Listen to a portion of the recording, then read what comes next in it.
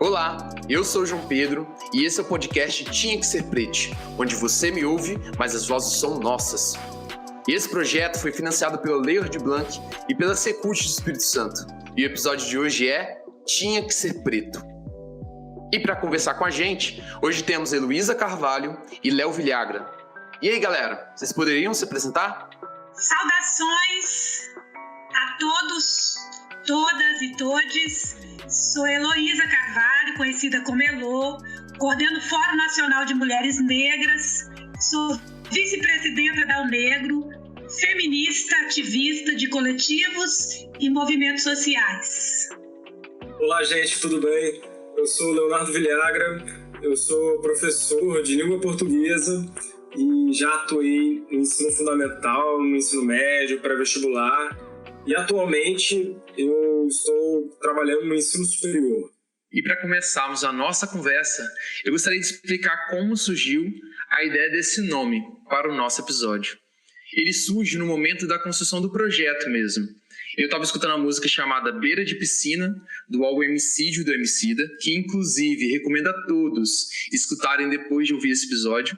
Em uma parte da música, ele fala o seguinte: deixa eu devolver o orgulho do gueto e dar outro sentido para a frase.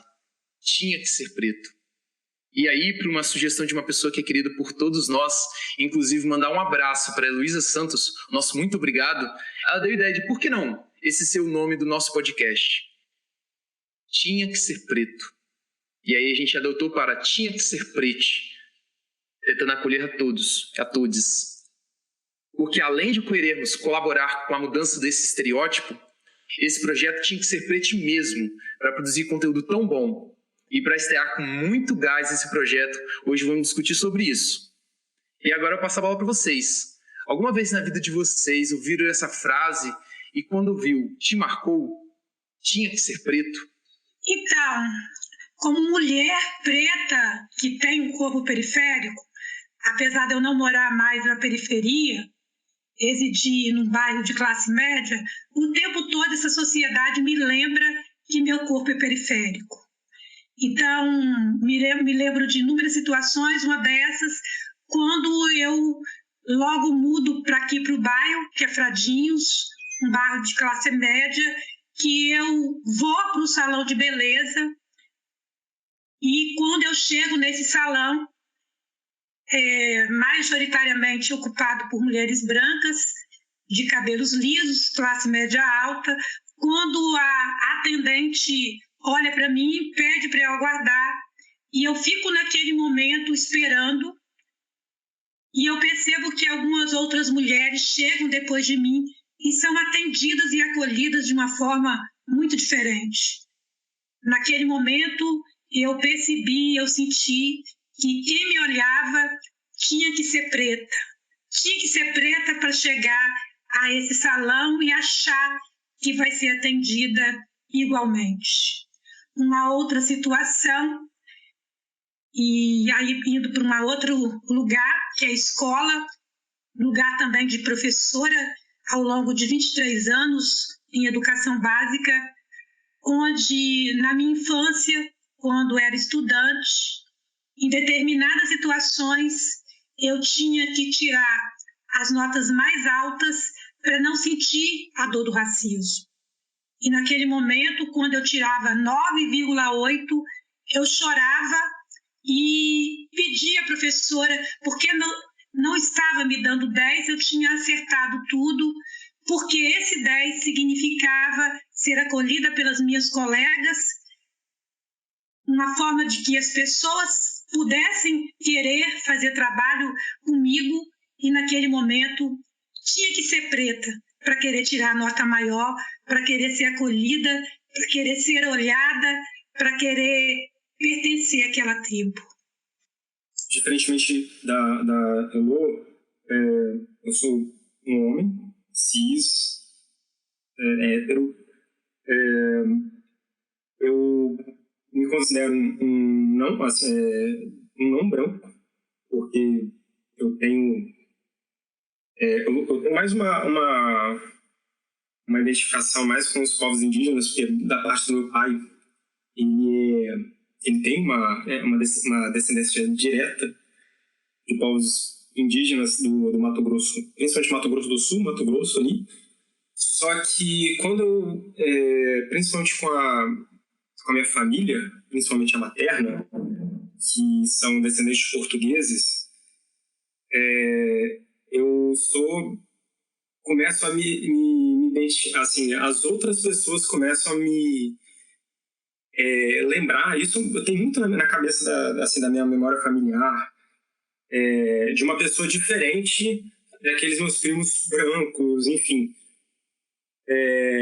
Eu acho que a partir dessa convivência assim, de casa que eu comecei a ter essa presença mais direta com essa frase do tinha que ser preto. É interessante que quando a gente para analisar linguisticamente essa tinha, que é do pretérito imperfeito ou do verbo ter, ele dá uma ideia do passado, né, no caso, vai se referir a um fato ocorrido no passado, mas que não terminou. Ele tá acontecendo, ele é resgatado, ele é rememorado, mas é um passado assim que a gente não sabe e que as outras pessoas reforçam pra gente. É como se fosse assim, a gente está no teatro e a gente não sabe as nossas falas, mas as outras pessoas insistem em colocá-las na nossa boca. É claro que eu, como falei, fala aqui, mas aí se estende a comportamentos, enfim, a uma infinidade de outras coisas aí que a gente pode falar mais na frente. Mas eu acho que é muito nessa linha, assim. Eu queria trazer uma outra situação para trazer esse tinha que ser preto na perspectiva não só do racismo, mas também na perspectiva do machismo, que é quando a gente é provocado a pensar sobre o racismo genderizado, que é esse racismo que envolve a questão da raça, mas também a questão do gênero. Quando eu engravidei do meu primeiro filho, eu tinha 17 anos. E na primeira relação sexual, engravidei. E com 17 anos, ainda muito não sabendo o que era uma gravidez, mas vai crescendo, vou indo para o médico e quando completa 9 meses, começam as dores do parto. Até então, o marido e pai do meu filho mais velho me leva para o hospital. Chegando no hospital, eu sou atendida a partir do momento que o médico examina, faz o exame de toque. Ele fala que não era a hora do parto, mas que estava próximo ao parto, que eu teria que ficar numa sala que eles chamam de sala de espera, tomando soro para que a dor do parto, até então pensado parto normal, viesse. E assim eu fico, as dores vão aumentando, chega um momento desesperador da dor, rompida a bolsa, e aí eu vou para a sala do parto. O médico, naquele momento, fala que eu teria que sofrer uma compressão, chama um enfermeiro, aproximadamente 1,90 m, 2 metros, forte, e esse enfermeiro, ele pega a minha barriga e vai fazendo movimento de pressão na minha barriga para baixo, para que o bebê pudesse se aproximar, né, da área vaginal e chegar ao parto normal. Então, eu sinto a dor dessa mão pesada na minha barriga e começam as dores imensas. Eu começo a chorar muito de tanta dor. Naquele momento, para mim, é a maior dor do mundo. E algumas enfermeiras vão na sala e falam: não precisa de escândalo. Para de chorar. Fecha a boca. Aqui não é lugar de choro e nem de grito. Se você não quisesse ter filho, que você pensasse antes. E aquele mau acolhimento me dá uma sensação de dor maior, e aí a tentativa era de engolir aquele choro e engolir aquela dor. Naquele momento, ainda não conhecedora das questões de direito, né, não entendendo ainda a questão do racismo nessa área da saúde, a questão dos direitos, né, da mulher grávida, eu vou engolindo choro, engolindo choro, engolindo choro, e aquilo vai me fazendo mal, de forma que hoje eu identifico que tinha que ser com mulher preta, onde é olhado para o corpo que aguenta mais a dor, que aguenta mais a anestesia, ou que não, ou que precisa de menos anestesia, e o olhar da mulher preta como uma mulher escandalosa, barraqueira. Porque um dia depois, eu ainda permanecia no hospital e eu percebia nitidamente que, apesar de ser o SUS, o atendimento com as mulheres brancas que chegavam lá gritando de dor não era o mesmo. E hoje eu identifico como uma violência obstétrica, né? O racismo obstétrico, e que tinha que ser com a mulher preta.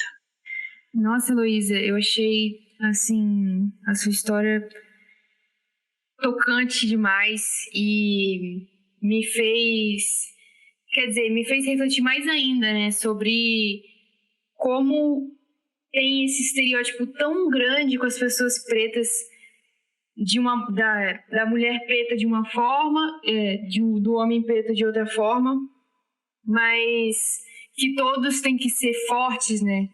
Todos têm que aguentar o que ninguém aguenta, só porque a gente viveu anos e anos de escravidão.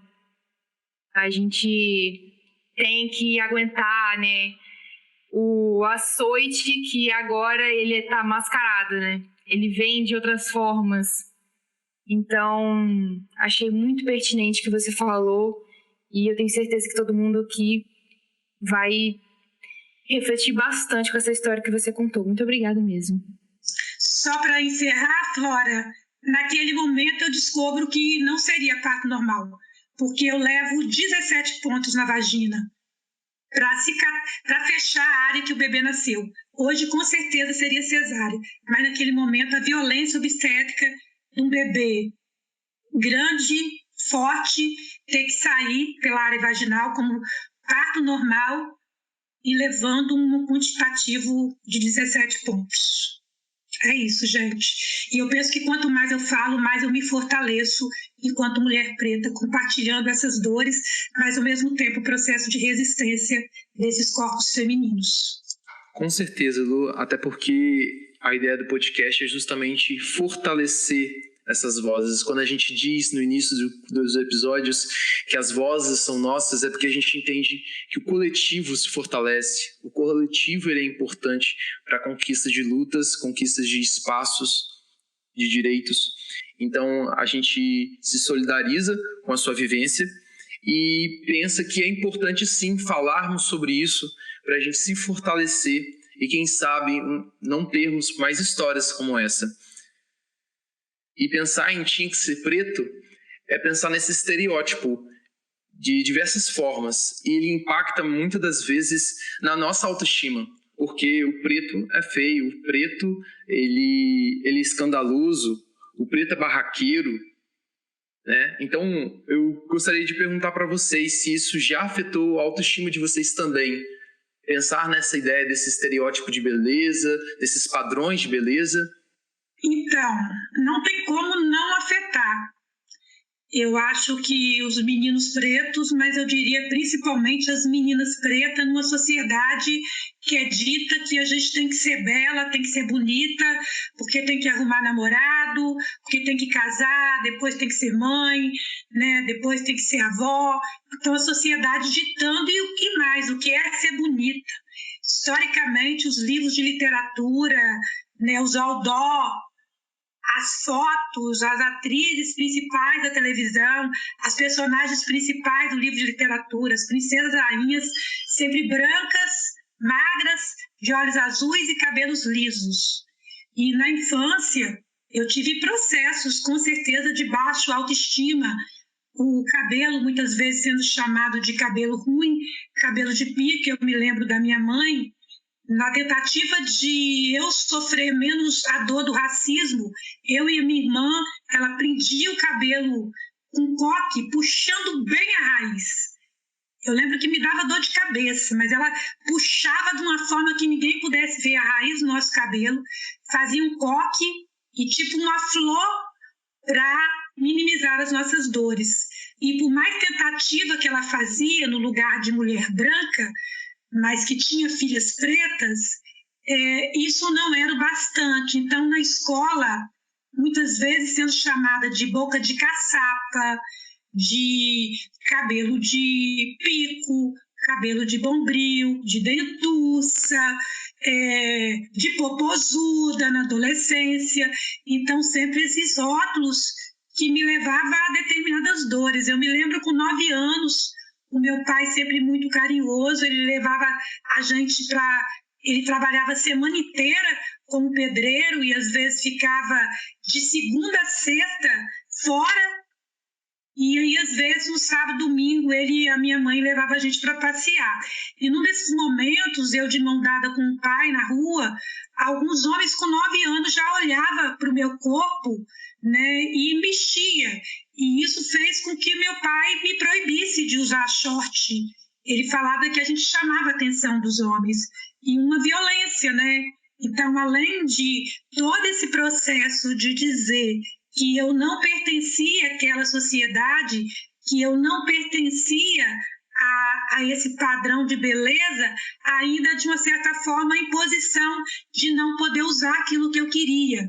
Eu adorava batom vermelho, mas o batom vermelho dizia que a minha boca aumentava, então era a boca de caçapa. E inúmeras situações eu passei, né? No momento da adolescência, quando comecei a namorar, o primeiro namorado, um rapaz loiro de olhos azuis que se dizia apaixonado comigo, isso a gente morava em Nova Venécia, o quanto foi difícil para mim acreditar que ele, naquele lugar que as meninas eram doidas com ele, por que ele queria ficar comigo? E eu me perguntava, será que ele está achando que eu vou ser fácil? Eu não acreditava que ele era apaixonado por mim, justamente por esse processo que a sociedade me ensinou, que ser preta era ser feia, né?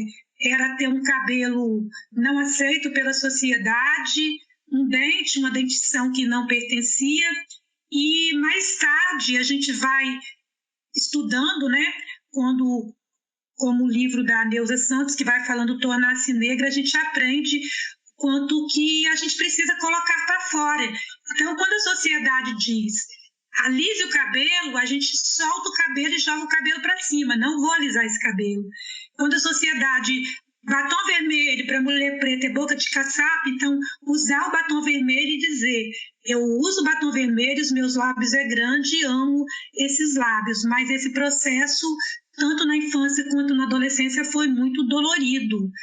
Muitas dores vieram, né? E olha que, como eu disse aqui, o momento de resistir era tentando ser a melhor. Cada corpo grita de uma forma.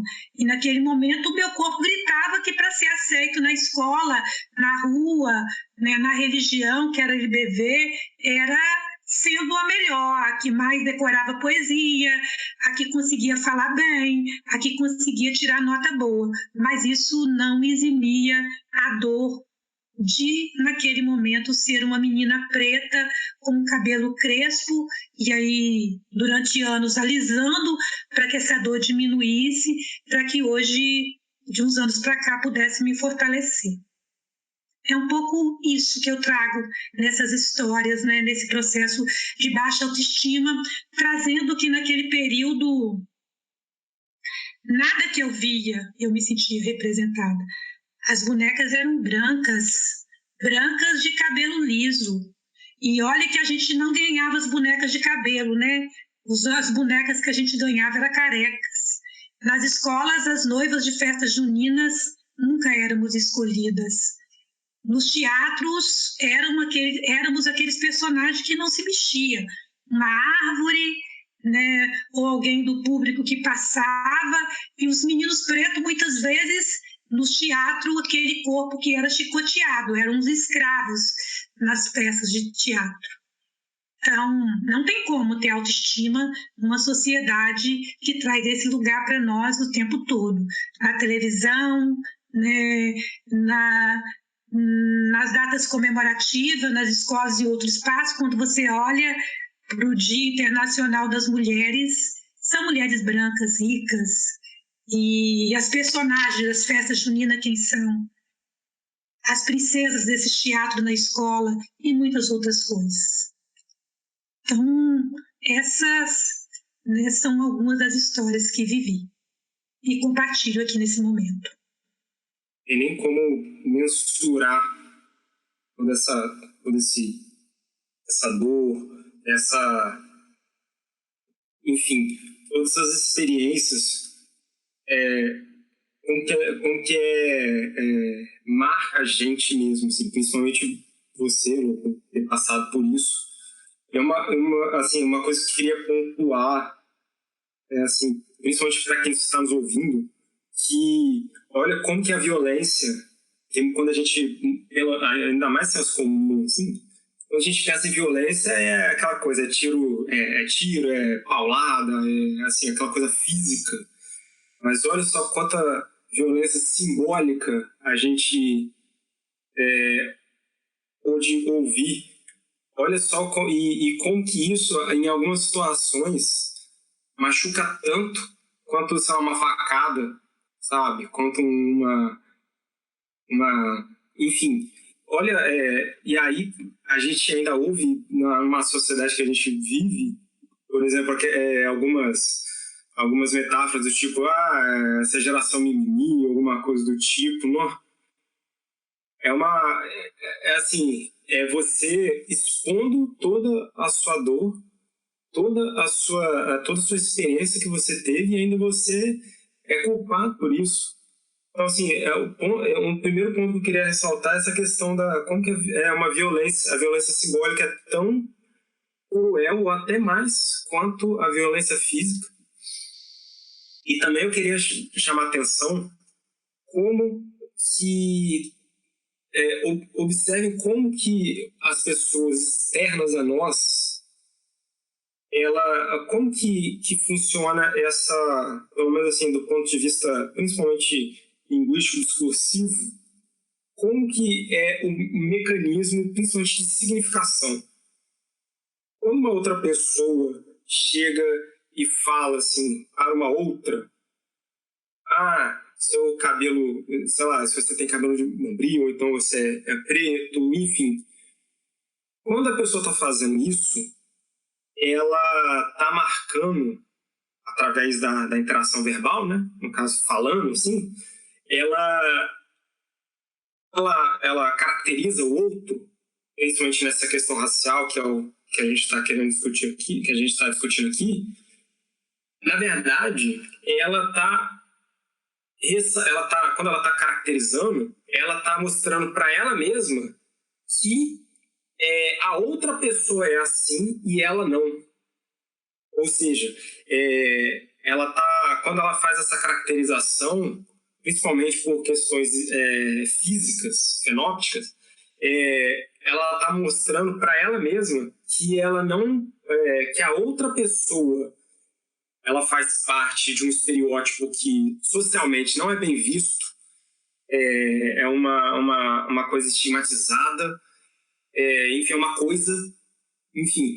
E aí, quando ela faz isso, ela está mostrando para ela mesma que ela não faz parte desse mundo, ainda que ela seja. Por isso que a gente vê, por exemplo, pessoas negras reproduzir racismo. Porque tudo que está em volta, culturalmente, fisicamente, enfim, que está relacionado com a cultura negra, africana, enfim, tudo isso é ruim. Então, ela utiliza desse mecanismo para, na verdade, se promover. É por isso que a gente, conforme eu falei, a gente encontra, por exemplo, negros que têm atitudes racistas, enfim.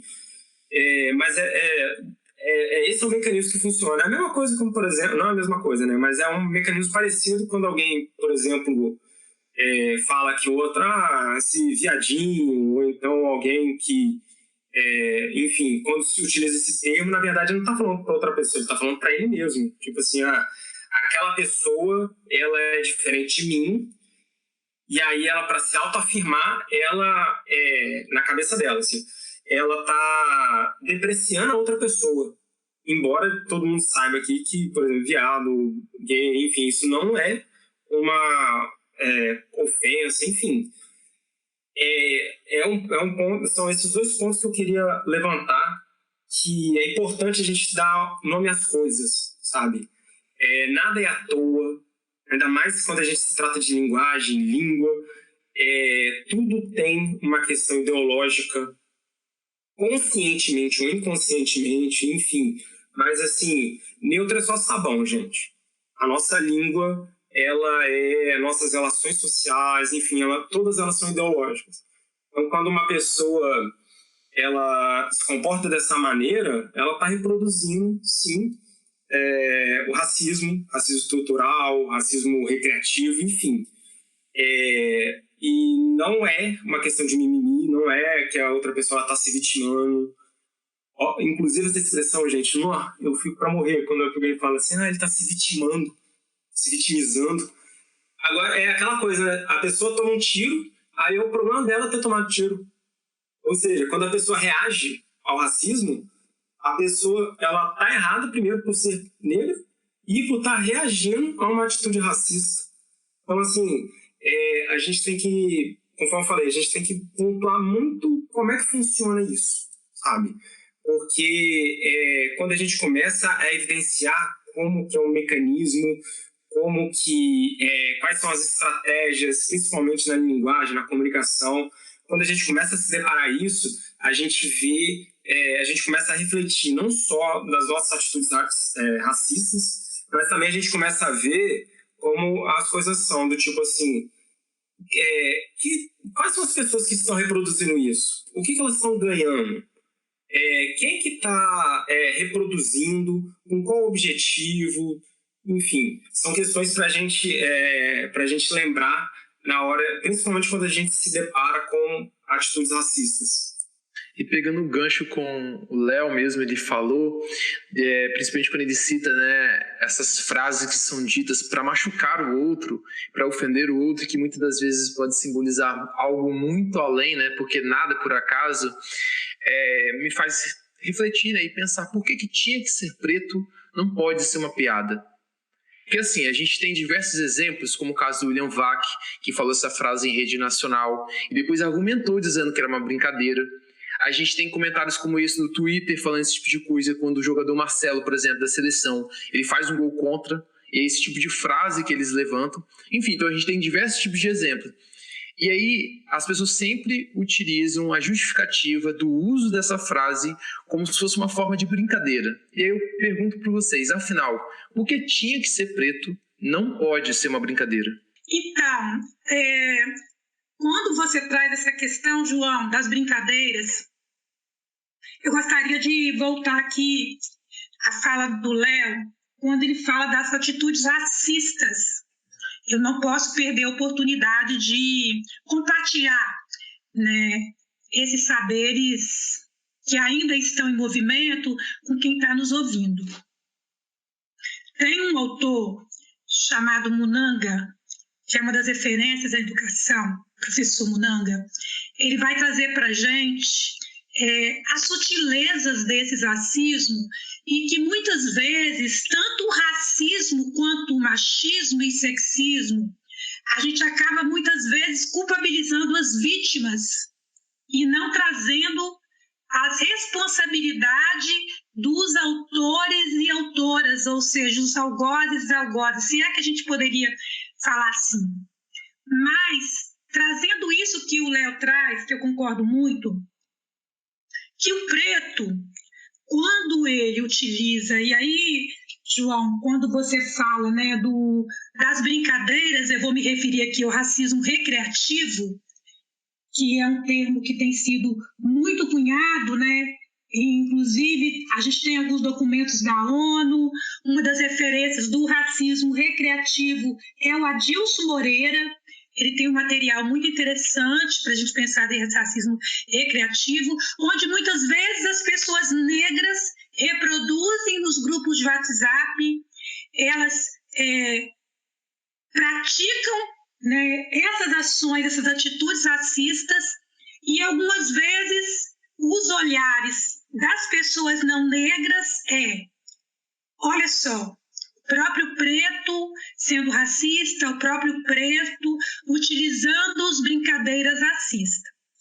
Primeiro que esse racismo estrutural, sistêmico, institucional, que nós fomos formadas, que nós estudamos. O preto e a preta não são ETs, eles não estudaram numa escola a par. A mesma escola que passou a população branca, pelo menos nessas últimas décadas, passou a população preta. Que passaram os homens, passaram as mulheres. Então, uma cor da pele não vai fazer com que as pessoas ajam diferente. A diferença segundo Munanga. E aí a gente traz também, né, a própria referência quando a gente fala do racismo estrutural, que é Almeida, que há um grupo étnico-racial que sobreviveu a essa sociedade.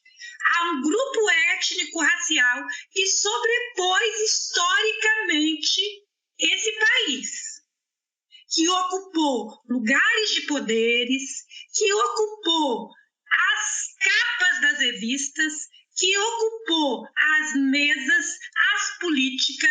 Esse grupo étnico-racial chama-se brancos, ou população branca. Então, quando a gente fala da questão do racismo, a gente traz a questão de uma raça que sobrepõe a outra. O racismo não é uma questão subjetiva, não é uma questão individual, é uma raça que sobrepõe. Então, essa raça se sobrepõe. O racismo, então, ele é todas as vezes que essa raça, historicamente, ocupou lugar de privilégio, ela coloca outra raça como inferior, que é a população negra e a população indígena. Então, o negro, a negra, eles têm atitude racista, que é isso que o Léo traz, mas não são racistas. Quem é racista é a população branca, porque é essa população que ela usufrui de privilégios. O preto, ele pode chamar o outro de macaco nessa atitude racista, chamar de cabelo de bombril, mas ele sente na pele, cada minuto, nessa sociedade, as dores do racismo.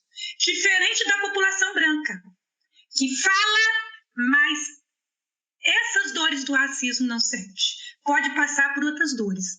E sente o lugar do privilégio.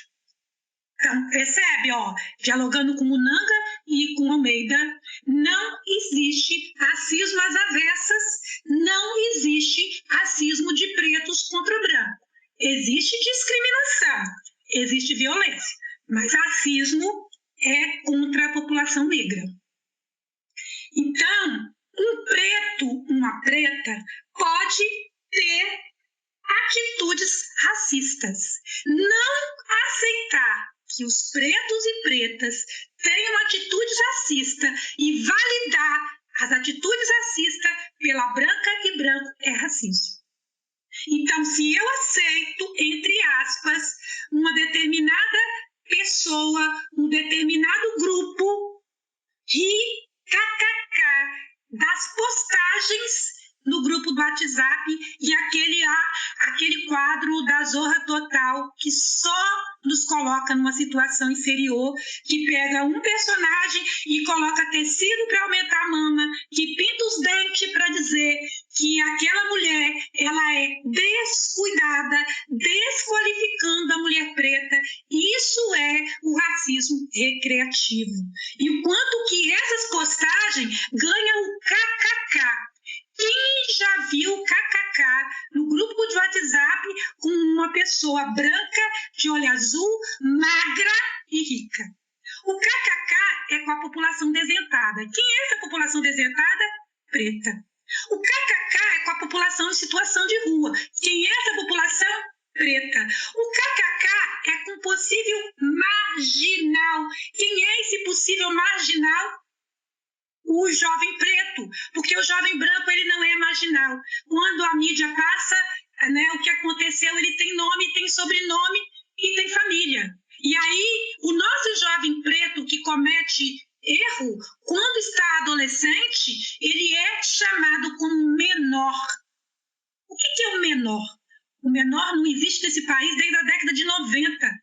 Era o Código Penal anterior, desde o Estatuto da Criança e Adolescente de 90, não existe mais menor. São crianças e adolescentes, mas o preto ainda recebe o nome pejorativo de menor.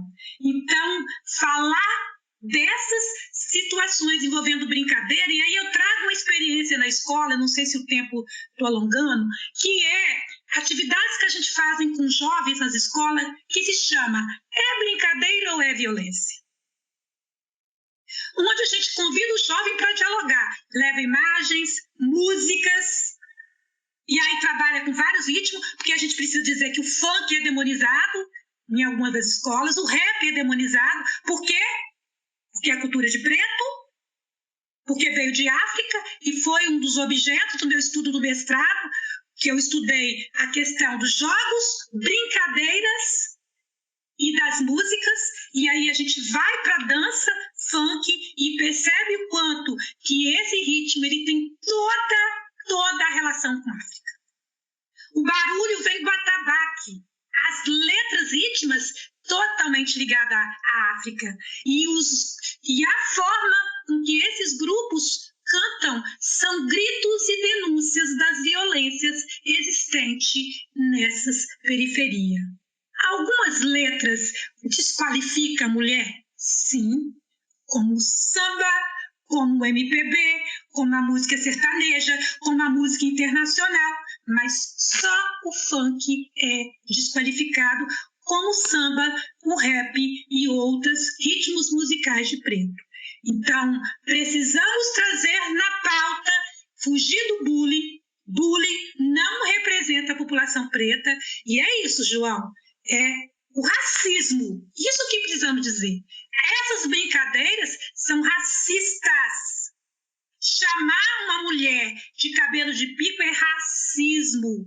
Preconceito é quando está no mundo das ideias. Bullying é quando a violência é repetitiva e que é uma cilada o bullying. Enquanto ficar falando bullying, não vai ter política. Então, é dizer, é racismo recreativo e a gente precisa desconstruir esse imaginário que piada de preto é a piada que tem graça. De preferência, né, quando não faz na entrada, faz na saída. E desconstruir isso é um movimento coletivo e a minha aposta é nessa juventude. Concordo totalmente com a Elo.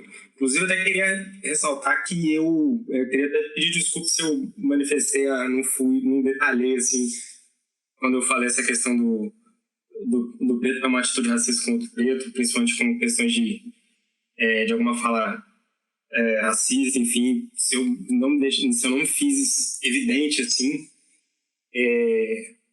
eu queria pedir desculpa. Quando você falou do KKK, eu me lembro muito bem daquela questão da Ku Klux Klan, assim, que só esse pessoal que reforça todo esse estereótipo é justamente que ele tem um sentimento de extirpar, sabe? De acabar, enfim. Só que algumas pessoas fazem isso com... Faz isso em graus diferentes, né? Tem gente que faz aos poucos com esse racismo recreativo, enfim, e tem outras que fazem até políticas de Estado para exterminar a população preta. Mas essa questão principalmente dessa questão do humor relacionado ao racismo, ele também é muito perigoso, porque o humor em si ele antes de tudo, ele também é uma máscara. Você pode utilizar a máscara do humor para esconder, por exemplo, deixar implícito uma intenção. E tanto que muitos humoristas racistas, enfim, várias pessoas racistas utilizam do humor para perpetuar o racismo. E também, assim, por causa disso, é que a gente tem que tomar muito cuidado quando a gente, por exemplo, quando a gente ouve uma piada feita por exemplo, o humor dos anos 80, dos anos 90, então para trás, enfim, décadas atrás, existia um momento na história que era permitido reproduzir o racismo e não ter você não seria penalizado. Só que, graças a Deus, a história anda, ela não é estática. Você fazendo isso hoje, isso é inadmissível. Porque, justamente com todo o movimento, principalmente negro de resistência, que, graças a Deus, pôde estudar, que, enfim, tudo que a gente já sabe, pôde contestar isso. Inclusive, João, você falou de uma...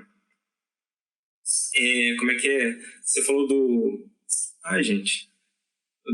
Emicida. Tem um documentário dele falando sobre ancestralidade. É um documentário que fala sobre o show dele que ele fez no Teatro Municipal de São Paulo. Mas, assim, o show dele é um pano de fundo para tratar essa questão da ancestralidade.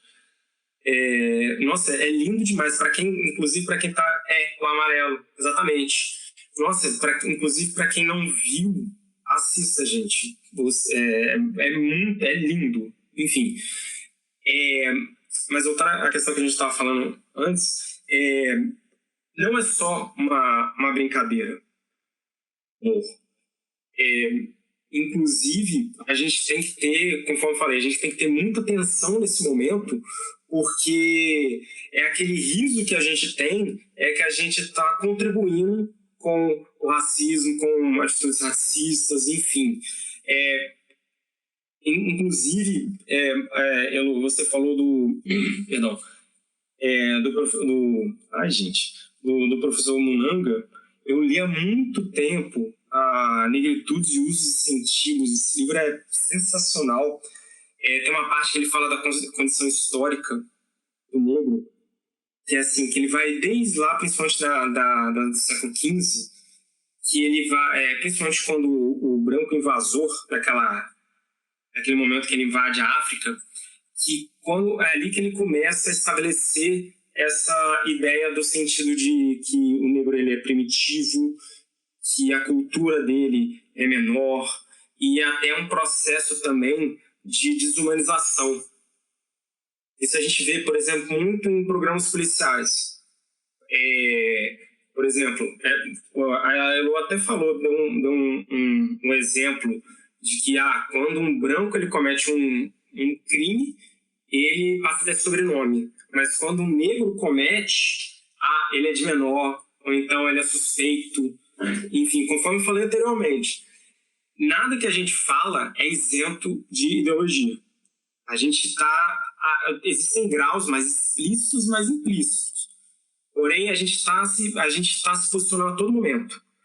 E principalmente através da linguagem. Então, quando a gente como falei anteriormente, quando a gente tem aquele momento a gente vê isso muito em reportagem, assim, quando se refere a um crime praticado por uma pessoa branca ou negra. Enfim, como que o jornalista ele se referencia nesse momento. É uma coisa assim absurda, mas às vezes é tão banalizado, é tão repetitivo que a gente nem se dá conta. E a mesma coisa com as piadas durante muito tempo, principalmente na televisão da década de 90, até um pouco... Elô também deu o exemplo da Zorra Total. Até pouco tempo atrás, repetia aquelas esquetes de humor caricato. Enfim, inclusive o humor mais básico que tem é utilizar do estereótipo, enfim. Isso tudo são práticas racistas que quando a gente dá, ainda que seja aquele risinho, a gente está contribuindo para que isso seja reproduzido.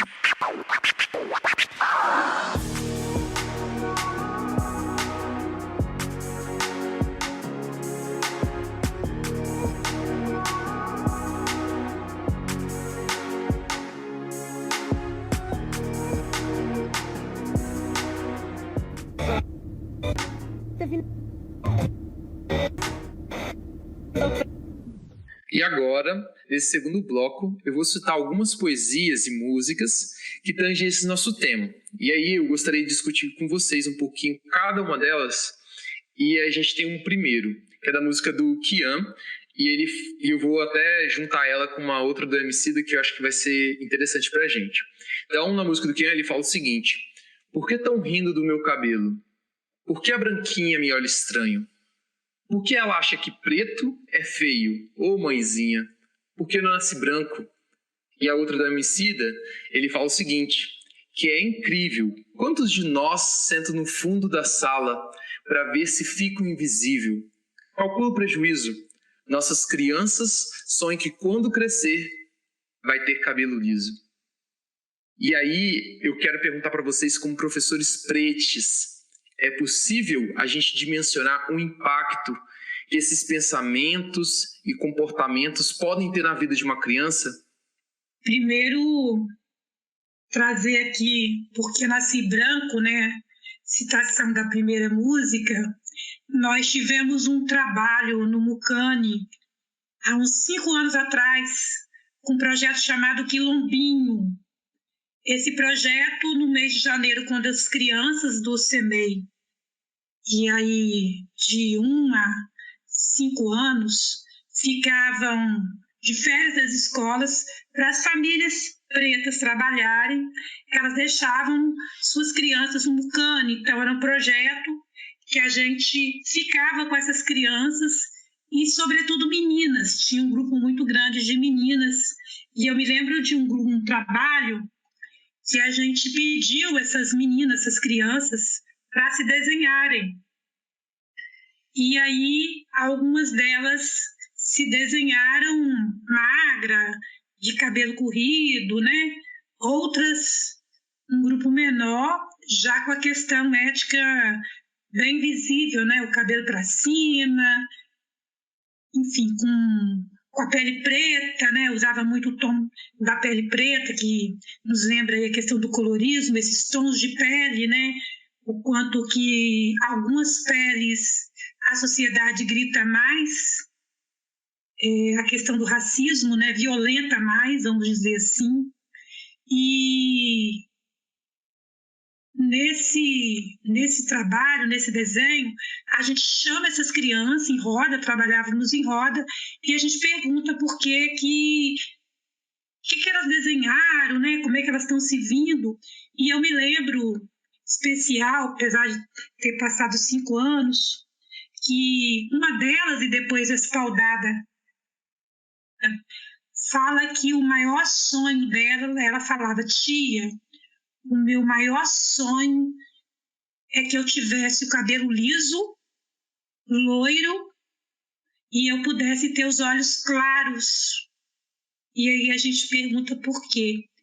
Elas falavam que essas crianças são bonitas e elas são feias, né? Elas diziam: eu sou feia, olha meu cabelo, olha minha pele.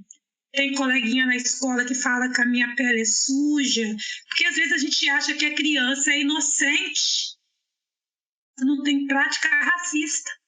Nelson Mandela fala que, né, assim como a criança aprende a ser racista, ela aprende a não ser racista. Então, ela aprende desde o momento que nasce. Alguns estudiosos dizem que, inclusive, no momento que está, né, nesse período de gestação dentro da barriga da mãe. E essas crianças, né, quando diziam que não queriam ter nascido pretas, queriam ter nascido brancas, elas traziam para a gente inúmeras pistas para pensar a escola. E aí, dialogando com uma outra questão, tem uma autora chamada Eliane Cavalheiro, que ela vai escrever sobre a questão do racismo, ela vai falar dos silêncios, né? Esses corpos silenciados, e ela vai falar o quanto que essas crianças pretas, elas sentam lá atrás na sala de aula, e o quanto que essas professoras, sendo brancas ou pretas, na hora de acariciar os cabelos, elas acariciam os cabelos das meninas de cabelo liso.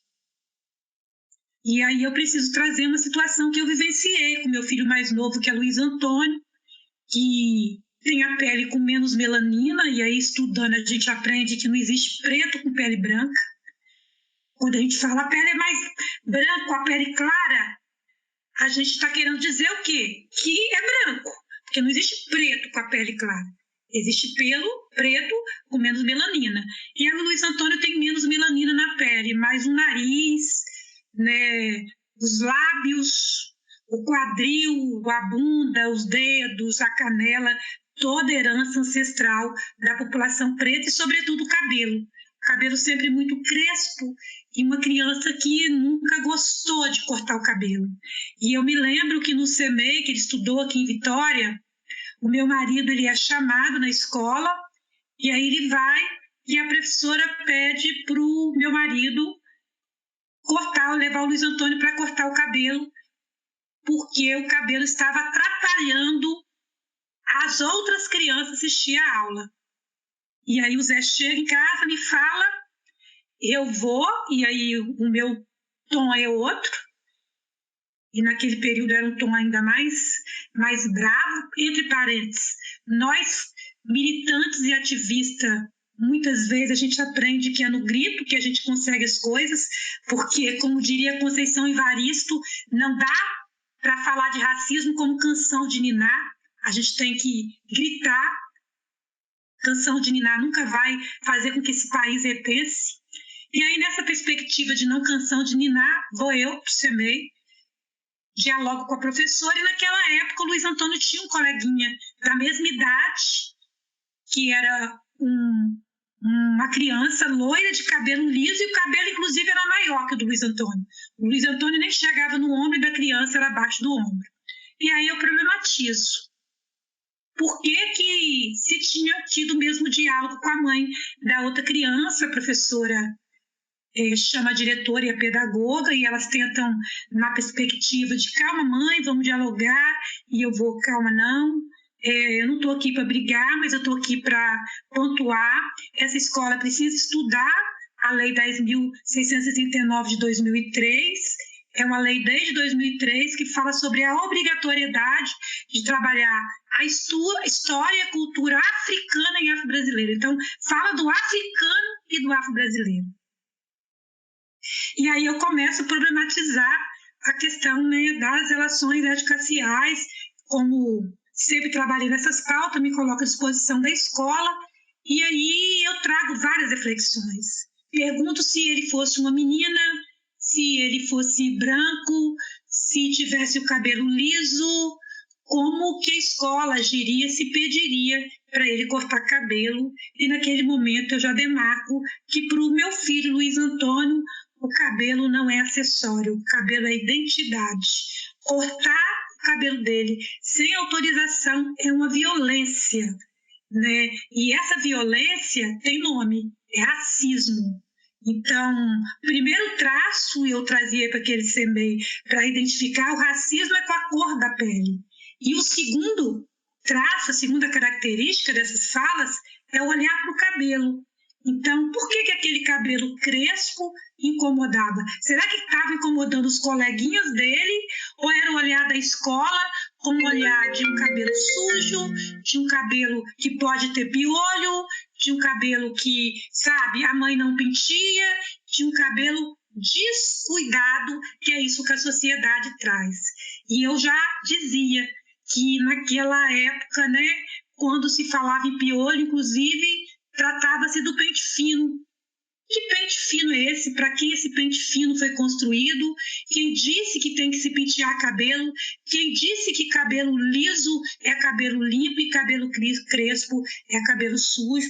Então, a partir daí, a gente trouxe vários olhares para pensar, né, as crianças negras excluídas não só nas relações físicas na sala de aula, mas no currículo da escola, quando são apresentadas essas personagens, quem é, né, a tia Anastácia nas histórias do Sítio do Pica-Pau Amarelo, quem é o Cascão na história da Turma da Mônica, e naquele momento eu fui trazendo vários personagens para a gente pensar a importância daquele CMEI utilizar literaturas, histórias que tivessem como protagonista as crianças negras, para que as crianças fossem se sentisse pertencente, nem mais nem menos, mas se sentisse gente. Porque as nossas crianças, ainda hoje, século XXI, algumas não se sentem gente. E isso repercute no índice de repetência, de reprovação e de evasão, onde a gente identifica, segundo os dados nacionais, dados da capital de Vitória, que 75% dessa população que é excluída da escola tem cor, tem raça e tem território. Isso as que autodeclaram, porque tem todo o processo que a gente precisa trabalhar, formação nas escolas e nos espaços públicos, quando a gente pergunta para uma pessoa qual cor/etnia ela é, e quando muitas vezes ela fala que é negra, de cor preta, a gente olha torto e diz, mas você não é preta, você é morena. Não, tipo assim, você é muito bonita para ser preta. Quantas vezes eu cansei de ouvir isso? Elô, você não é preta, você é morena, ou você é mulata. E quando a gente estuda, né, o mulata traz o Brasil colônia à tona, essa relação europeia, onde a jovem preta era feita de mula, tanto na senzala, nos desejos sexuais dos senhores de engenho, como dentro das casas grandes, onde colocava a criança branca montada em cima, né, dessa escrava, dessa serva, né, onde era olhada como um objeto, era olhada como animais, né, gente? As nossas crianças, quando a gente pega pintura do Debré, trago aqui como sugestão, para quem não conhece, algumas pinturas do Debré do século XVIII, tem uma especial de 1827, um jantar brasileiro, onde traz as crianças no chão, sem roupa, trazendo desde já a questão do macaquinho, né? Que era as senhoras de engenho dando migalha para essas crianças no chão, enquanto as mães dessas crianças pretas, as escravas, amamentavam os filhos dessa senhora. O leite primeiro, o leite mais forte, era usado para amamentar os filhos dessas senhoras.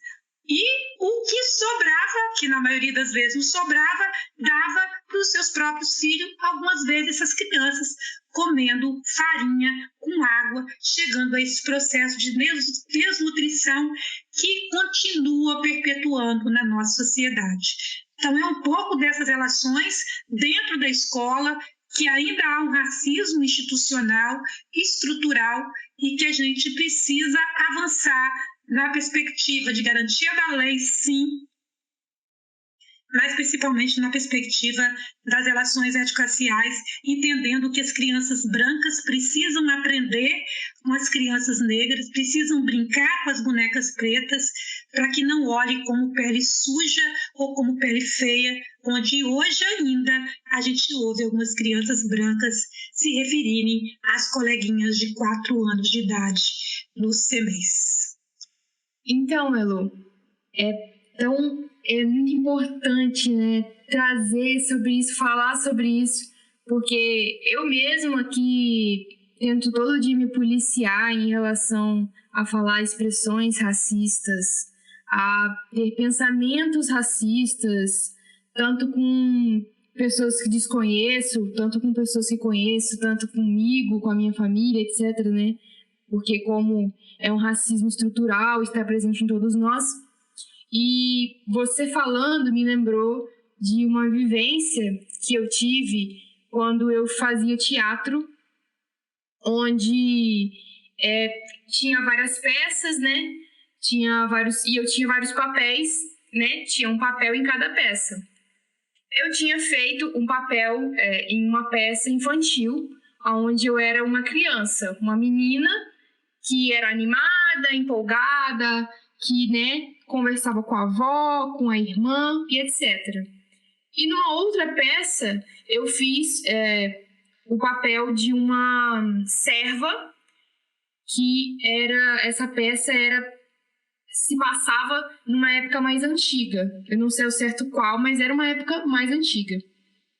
E nessa época que eu estava fazendo essa peça, eu tive a ideia de colocar tranças no meu cabelo, porque era uma coisa que eu já estava querendo há muito tempo, e como eu estava passando por transição capilar, etc., eu queria colocar trança para poder me sentir melhor comigo mesma.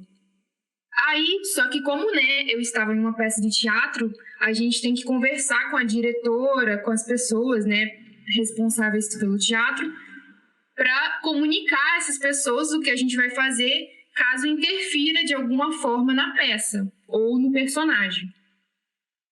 E quando eu anunciei, né, quando eu falei que eu ia colocar tranças, na época a gente estava apresentando a peça onde eu fazia personagem de criança. E aí, quando eu falei que eu ia colocar trança, a minha diretora falou para mim que eu não devia fazer isso. E aí eu perguntei por quê. E ela me falou que as tranças não eram característica de uma menina inocente, delicada, uma criança, enfim, né? Que era o papel que eu estava fazendo. Ela falou, é melhor se você colocar trança quando você estiver fazendo o papel de serva, de escrava, porque vai combinar muito mais. E naquele momento foi, assim, né, uma chuva de sentimentos e emoções. Na época, eu acho que eu tinha uns 14 anos, mas eu sempre estudei não, né? Eu sempre estive bastante presente no movimento, sempre tentando aprender, então eu já sabia o que aquilo significava. Naquela época eu não era inocente, mesmo tendo 14 anos. Eu sabia que o que ela estava falando era uma prática racista, né? Por que uma criança inocente, delicada, uma menina, não podia colocar tranças no cabelo? Por que eu tinha que colocar tranças quando eu fosse fazer papel de uma escrava, né?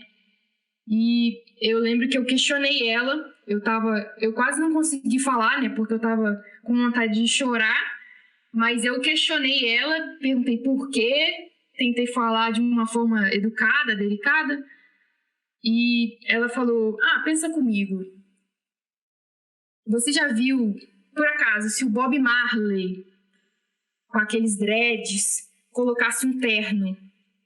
Não ia, porque não combina. E aí, assim, eu não vou nem falar muito, porque a história ela já fala por si só. Então a gente tem que entender como é importante. Não importa quantas vezes já tenham falado sobre isso, a gente tem que falar várias e várias vezes. Porque até uma pessoa estudada, uma pessoa que está sempre presente, ainda assim tem atitudes racistas. Então, por que não outra pessoa tem que deixar de escutar sobre isso, né? Então, é isso. E a partir da vivência que a Flora traz, pensar um pouco, né, de como o racismo ele pode estar mascarado, ou ele pode estar difuso, né, em nossas práticas. Eu passo a bola também para o Léo, e pensando na vivência dele agora como professor de ensino médio, né, ensino médio e faculdade. Então, gostaria de saber se ele já reparou como se fosse resquícios, né, desse racismo institucionalizado dentro de uma instituição de ensino superior e de ensino médio. Então, é muito triste, sabe? Porque antes de eu me tornar professor, eu já observava que no meu ensino fundamental, ensino médio, quando eu estava na faculdade também, pouquíssimos professores, professoras negras e negros. Então a gente já começa a reparar nisso.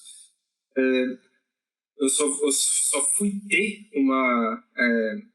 essa quebra de paradigma quando eu tive, na minha primeira faculdade, quando eu fiz História na Federal de Ouro Preto, e que eu comecei a ter uma diversidade maior, mas mesmo assim era coisa muito pouca, assim, era bem escasso.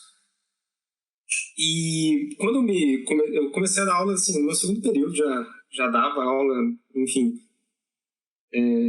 principalmente na minha segunda faculdade, que eu fiz letras, né? Fiz letras português na Federal aqui do Espírito Santo. E, assim, eu dei aula tanto em instituições particulares como públicas também. Mas eu sempre presenciei isso, principalmente, até eu falei anteriormente, essa questão da violência simbólica, né? Que a gente falou que tem a questão da violência física, mas também tem a questão da violência simbólica, feita principalmente pela linguagem. Mas dentro do universo dessa violência simbólica, a gente tem ainda um grau mais acentuado ainda, que é a questão do silêncio, a questão do silenciamento.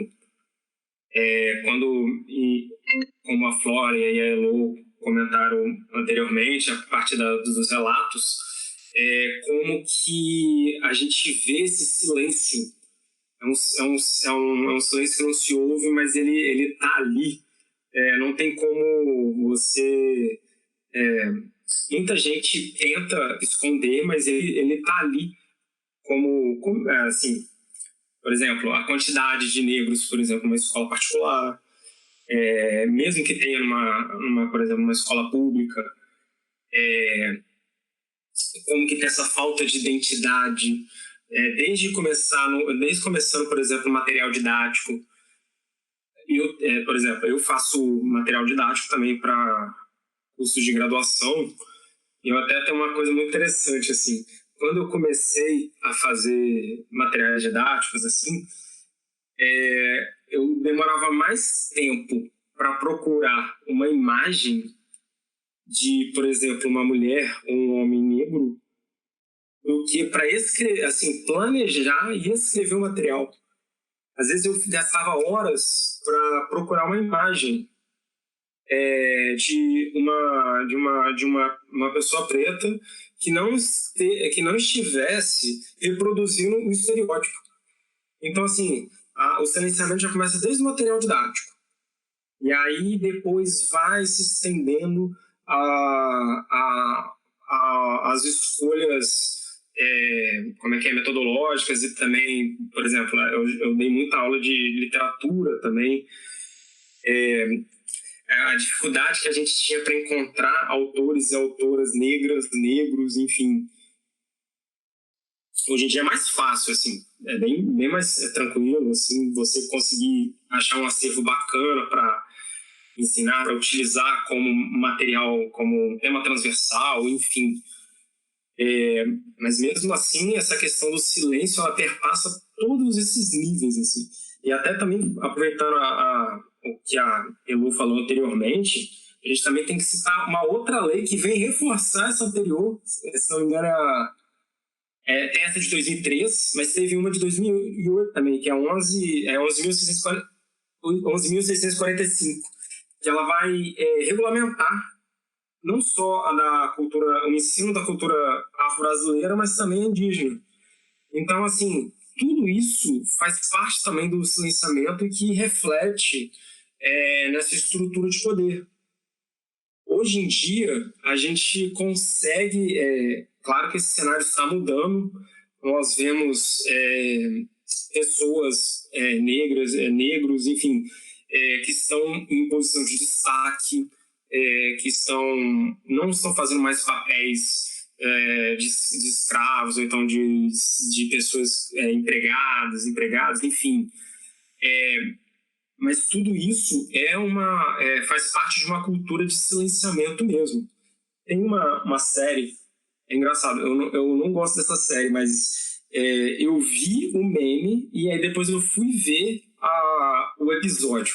A série Atlanta, que é estrelada pelo ator Don Glover, que tem uma passagem que ele está conversando com uma pessoa rica, e aí essa pessoa rica vai falar para ele assim, mas de onde que vem a sua cultura? Os seus ancestrais são de onde? São do Congo?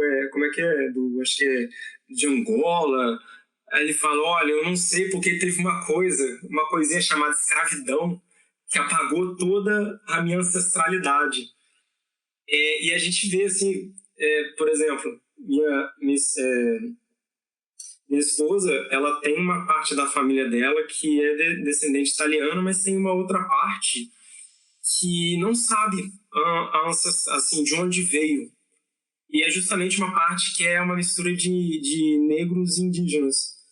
E isso também acontece um pouco comigo. A parte europeia, eu sei assim, quase a linhagem toda. Agora, quando vai para a parte indígena, por exemplo, eu tive que procurar muito. Eu tive que pesquisar muito porque faz parte dessa cultura do silêncio. Então, assim, voltando para a questão anterior, isso tudo reflete, principalmente nos estudantes, de uma forma, assim, pavoroso, sabe? O silenciamento, conforme a gente conforme eu falei anteriormente, ele é uma das formas, assim, da parte simbólica mais perversa, porque o estudante ele não tem uma figura a quem se projetar, a quem ele pode se identificar, e isso tudo reflete desde o crescimento dele cognitivo, acadêmico, até o nível pessoal, de autoestima, enfim. É muito essa questão do silenciamento, do apagamento, ele é muito prejudicial, sabe? E toda vez quando a gente vê iniciativas como esse podcast, assim, a gente fica muito feliz, porque é o revide, sabe? É aquela coisa, o Elô falou anteriormente da Conceição Avarista, mas assim, eu vou até também citar uma outra frase dela, que é eles combinaram de nos matar, mas a gente combinou de não morrer. E é muito ligado a essa questão da resistência, né? Porque a resistência, esse verbo, quer dizer, essa palavra que é derivada de um verbo, resistir, é exatamente isso, é existir novamente. Eles nos matam, mas a gente existe novamente, e aí a gente vai resistindo. Então, todas as iniciativas, ainda que sejam assim, sejam iniciativas graduais, elas são todas ações de resistência, e todas elas têm que acontecer principalmente da educação, porque a educação é aquilo que ninguém pode roubar, sabe? Podem roubar assim, suas posses, seu dinheiro, enfim, mas a educação não consegue, as pessoas pelo menos até agora, não conseguem roubar isso. E por isso que tem muito, por exemplo, a perseguição de professores, pensadores, enfim, tudo isso é uma forma de libertação. Então, todas essas iniciativas elas são muito bem-vindas e combatem essa questão do silenciamento, enfim, todo esse contexto que é um contexto opressor.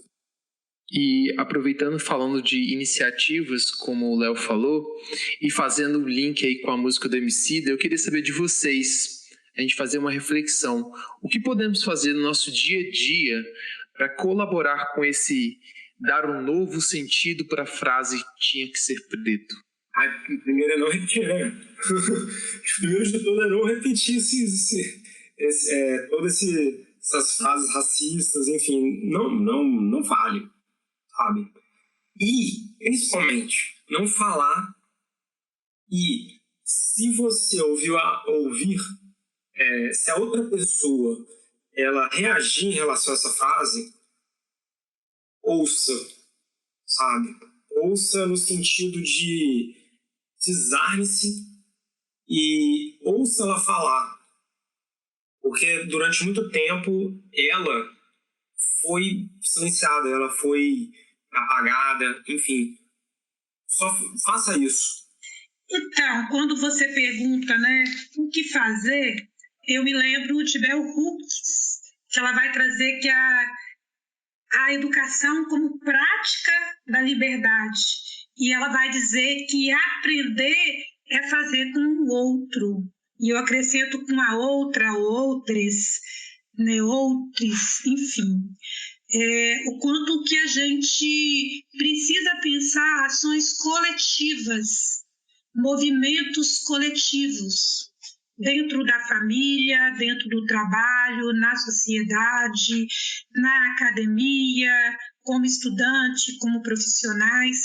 E esses movimentos, eu gosto muito quando o Léo traz a questão dos silenciamentos ou de rir. Então, algumas situações que acontecem perto de nós e que, às vezes, ao invés da gente ter atitude de combater o racismo, a gente tem atitude para a continuidade do racismo. Então, quando a gente ri de uma piada racista, quando a gente vê alguém da família, um colega com prática racista, seja no grupo do WhatsApp ou numa reunião, e a gente fica em silêncio, deixando passar. Então, à medida que a gente deixa passar, nós estamos contribuindo para a continuidade do racismo. E aí chega do silêncio dos bons, né? Chega do mal proliferar e do mal aparecer. O bem e os bons precisam trazer as suas vozes. Durante muitos séculos, as nossas vozes pretas, femininas, LGBTQI+,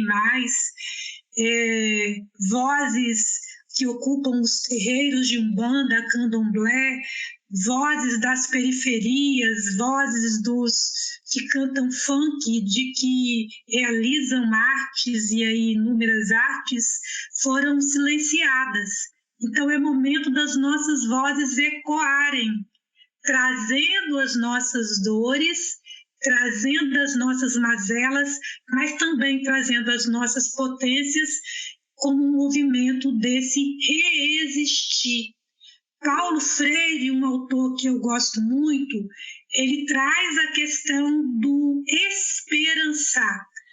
Apesar de Paulo Freire não ter sido preto, mas ele traz várias contribuições no campo da educação, sobretudo quando ele vai trazer a pedagogia do oprimido, sobre a pedagogia da pergunta e tantos, ao Educar para a Liberdade, né, e tantas outras obras que ele vai dizer o quanto que a gente precisa sair desse mundo interno do nosso trabalho, da nossa escola e voltar para o mundo aprendendo esse mundo das palavras.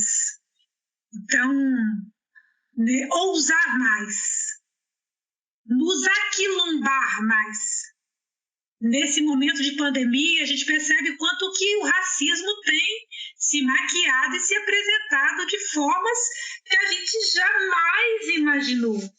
Então, ele tem conseguido se reinventar. E aí, retomando a Conceição Evaristo, que o Léo traz, combinaram de nos matar, mas nós precisamos combinar de não morrer. E esse combinado não dá para ser individual. Ele precisa ser coletivo, ele precisa ser articulado. Nós, mulheres pretas, não dá para julgarmos as mulheres de periferia que alisam seus cabelos. Nós precisamos acolher e entender os seus lugares de fala, como diria Djamila Ribeiro, potencializá-las entendendo que a mulher usa o cabelo que quiser, usa a roupa que quiser, se veste como quiser, mas ao mesmo tempo trazendo que muitas coisas que a gente fala que é opção, na verdade foi imposição dessa sociedade. Então, uma criança não cabe alisar, um adolescente não cabe estimular o alisamento, porque nós sabemos o quanto que esses produtos químicos não afetam só o cabelo afeta, né, a nossa alma, em termos da estética negra, afeta o nosso ser, dizendo que um cabelo X, um cabelo Y, ele vale mais, ele é mais aceito, porque os gatos olham mais, porque as minas olham mais, e a gente precisa pensar o quanto que nós estamos contribuindo para essa geração que vem aí atrás de nós. Então, sigamos a sabedoria das nossas ancestrais, entendendo que nós somos referência para muita gente que está vindo atrás de nós. Aproveitando também, eu esqueci de falar, não só a gente tem que ouvir a outra pessoa falar, quando ela reage ao racismo, mas também quando a gente se depara com uma situação racista, a gente também tem que intervir, sabe? O Dante Alighieri falava, na Divina Comédia, falava que existe um lugarzinho no inferno especial para aquelas pessoas que se mantiveram neutras em momentos de injustiça. Então, quando você se silencia em uma situação dessa, se fica neutro, enfim, você já tem um lugarzinho, já tem um lugarzinho especial aí, enfim. Então, uma outra questão também que a gente tem que lembrar, que é o seguinte, em alguns momentos, a questão do racismo ela também vem ligada a outros âmbitos, assim, a outros aspectos. Vem também a questão do racismo e a questão da sexualidade, ou do racismo, a questão de classe, enfim, aquela questão da interseccionalidade que a Leila Gonzalez muito explorou, assim. Então, às vezes, a gente também tem que levar em consideração que o racismo não aparece sozinho. A gente também tem que ver esses outros entrelaçamentos que ocorrem. Muito bem lembrado, Léo. Quero aqui destacar o livro Interseccionalidade, da Cotirene, que vai falando justamente dessas interfaces e o quanto a gente precisa pensar quando fala de racismo, a mulher preta, a população LGBT preta, né, a população preta que ocupa os terreiros de candomblés, da Umbanda. E outra coisa, já encerrando essa questão na minha fala, quando você traz a questão do agir, lembrando, e aí eu destaco, Angela Davis, Conceição Evaristo, que o não agir diante de práticas racistas é ficar do lado do opressor. Então, não existe neutralidade, como diria Bourdieu. O não fazer nada diante de uma situação de racismo, de violência contra a mulher, de violência contra a população LGBT, de violência contra a criança, contra o jovem, contra a população idosa. Não fazer nada é ficar do lado do opressor e do mais forte. Não significa que se tiver duas pessoas brigando na rua, necessariamente eu não preciso entrar no meio, mas eu posso pegar meu telefone e denunciar. Isso é fazer alguma coisa, ou procurar alguém que tenha coragem que eu não tenho naquele momento. Mas se eu não faço nada, eu estou sempre do lado do opressor, da opressora e da sociedade opressora. E aí, aproveitando que vocês falaram de educação e instrução da galera, né, para mudar essa frase tão racista, qual é a dica pessoal que vocês dão para eles lerem em casa, ouvir e até pensar? Tinha que ser preto mesmo, hein, para fazer algo tão bom. Bell Hooks, ela vai trazer o feminismo é para todo mundo, então é uma feminista preta dos Estados Unidos, então traz um outro olhar de quem não está no Brasil. Reforço a Cotirene, interseccionalidade. Trago uma autora que não é muito conhecida, que é a Fanon, que vai trazer a questão de A Pele Negra, Máscaras Brancas. Sugiro a leitura de Angela Davis. Ela tem um livro maravilhoso, que é um dos clássicos que eu li, que é Classe, Gênero e Raça. É um livro maravilhoso. Sugiro Milton Santos, que é um escritor negro, que vai trazer as relações com o território, e que ele vai trazer os territórios do viver e do conviver. Nilma Lino Gomes, que vai trazer a educação e as relações étnico-raciais. Frisar aqui, principalmente a questão da leitura. Ainda mais no contexto de hiperinformação que a gente tem hoje em dia, do acesso à informação ser imenso, nós enquanto leitores, nós temos que ter muita responsabilidade, não só naquilo que a gente lê, mas também como a gente lê. É importante, primeiro, a gente selecionar a nossa leitura, veja quem são os autores que você vai ler, as autoras, veja quem que esse autor ou essa autora cita, qual que é a formação dela, qual que é o contexto no qual ela ou ele escreve. Leve isso tudo em consideração. Qual que é a formação dele, se não é blogueiro ou blogueira, você é formado na universidade do WhatsApp, enfim. O que eu estou querendo chegar nesse ponto é: selecione com responsabilidade a sua leitura. Ponto. Depois que você selecionou de uma maneira responsável, leia atentamente, sabe? Não leia de qualquer maneira, tenha atenção, mas principalmente veja qual que é o objetivo dessa obra, se ela é uma obra ficcional, se ela é uma obra acadêmica, se ela está narrando, se ela está descrevendo, se ela está argumentando, se está fazendo isso tudo ao mesmo tempo. E depois que você interpretou isso tudo, comece a se posicionar em relação ao que você leu. Porque se você começar uma leitura já posicionada, você não está lendo, você está reproduzindo alguma coisa que uma outra pessoa leu.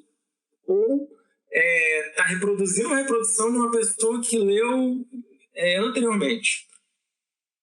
É importante a gente ter essa responsabilidade na hora de ler, porque não só a gente tem um papel mais ativo, como também a gente rompe toda essa tradição de que um determinado autor ele não é bom porque, sei lá, ele tem... hoje em dia, por exemplo, está na moda ele é comunista. Ou então, ele é marxista, não sei o quê, enfim... Por exemplo, acontecendo hoje já aconteceu naquela Fundação Zumbi dos Palmares de haver uma censura de um acervo bibliográfico da Fundação. Um dos argumentos é de que aquele acervo de autores racistas, de autores marxistas, enfim, toda aquela paranoia, enfim... quando alguém reproduz esse tipo de coisa e não lê, ela está se sujeitando a uma visão que ela não teve contato, que ela não leu, e ela está perdendo a oportunidade de ter acesso à informação que está ali contida naquela obra. Eu não estou falando que é para concordar, porque concordar e discordar é diferente de conhecer. Até para você, por exemplo, falar que não concorda com aquele autor ou com aquela autora, você precisa ler. Por exemplo, eu uso muito quando dava aula de literatura, quando falava dos movimentos das escolas... como é que é? Aquelas escolas... gente, desculpa... daqueles movimentos literários brasileiros, do romantismo, do barroco, enfim, claro, barroco, arcadismo e assim vai cronologicamente. Para você conhecer uma coisa, você precisa, no caso aquele movimento literário, você precisa saber o anterior a ele. Porque através dessa diferença é que você vai ter mais conhecimento. Então, quando você deixa de ler, por exemplo, um autor por causa disso ou por causa daquilo, você está deixando de saber mais sobre ele. E, por sua vez, para você tomar um posicionamento mais consistente. Então, resumidamente, vamos resumir aqui. Se liga aí, está na hora da revisão. Selecione com responsabilidade os autores e as autoras e leia também com responsabilidade, de maneira crítica, enfim. E aproveite também e reforça aí as recomendações que a Elo trouxe desses autores e dessas autoras. Tem uns que eu já conheço, mas a maioria eu não conhecia. Inclusive, depois eu vou anotar tudo para procurar saber. É isso, gente. Chegamos então ao nosso momento final. E eu agradeço primeiramente aos convidados que se dispuseram a estar conosco, discutindo e debatendo temas tão importantes para todos nós. Depois a você, que está em casa, na rua ou no trabalho, nos ouvindo e nos acompanhando. E por fim, é claro, a equipe, que está nos bastidores colaborando e fazendo esse episódio acontecer. Para conhecer a gente e o nosso projeto, siga nas redes sociais, @meouveproduções. E acesse nosso site, tinhaqueserprete.com. Lembrando que esse projeto foi financiado pela Lei Aldir Blanc e pela Secult do Espírito Santo. E o nosso muito obrigado. Até a próxima.